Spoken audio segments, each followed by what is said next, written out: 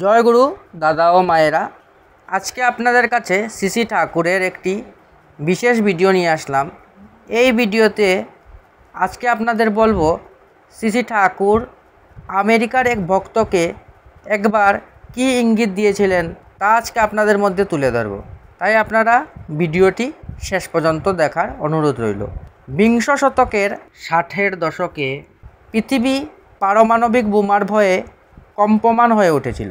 সেই সময় আমেরিকার সংঘভ্রাতা মিস্টার রে আর্থার হাউজারম্যান কিছুদিনের জন্য স্বদেশে ও ইউরোপে ঘুরে আশ্রমে ফিরে এসেছেন। এই ভ্রমণকালে অনেক লোকের সঙ্গে তার ঠাকুর প্রসঙ্গে আলাপ আলোচনা হয়।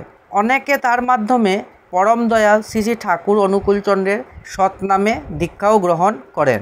হাউজারম্যানদা দেওঘরে আসার পরে সুইজারল্যান্ডের এক ভদ্রলোকের একখানি চিঠি আসে। তিনি কিছুদিন পূর্বে দীক্ষা নিয়েছেন এবং শ্রী ঠাকুরকে তার গুরু ও পথ প্রদর্শক বলে গ্রহণ করেছেন। ভদ্রলোক হাউজারম্যানদাকে লিখেছেন, এখন তো যে কোনো সময়েই যুদ্ধ বাঁধতে পারে এবং বাঁধলেই তা হবে পারমাণবিক যুদ্ধ। আমার সম্বল একমাত্র 20 বছরের পুত্রটি। আমার স্ত্রী গতা হয়েছেন। তুমি ঠাকুরের কাছে জেনে জানাও যে আমার ছেলেকে কোথায় রাখলে সে নিরাপদে থাকবে। হাউজারম্যানদা এই বক্তব্য ঠাকুরের কাছে নিবেদন করেন।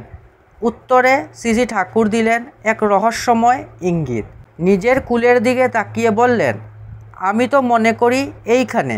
উপস্থিত প্রায় সকলেই শ্রী ঠাকুরের ইঙ্গিত থেকে বুঝে নিলেন এইখানে মানে দেওঘর।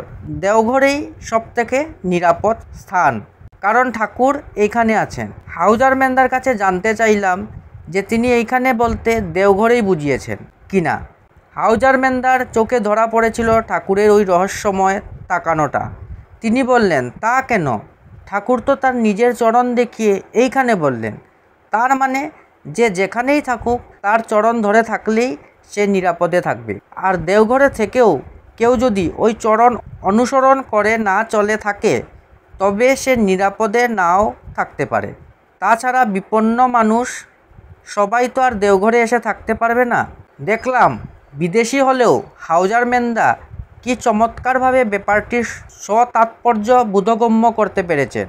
সত্যি তো, যে যেখানেই থাকুক সদ্গুরু পুরুষোত্তমের শ্রীচরণে অর্থাৎ তার নির্দেশিত চলনে যার স্থিতি, তার আর ভয় নেই। আর বিশ্ব মানবতার কাছে শ্রী ঠাকুরের চাহিদা এইটি শ্রী দেবীপ্রসাদ মুখোপাধ্যায়ের গ্রন্থ প্রিয়পরম থেকে নেওয়া হয়েছে।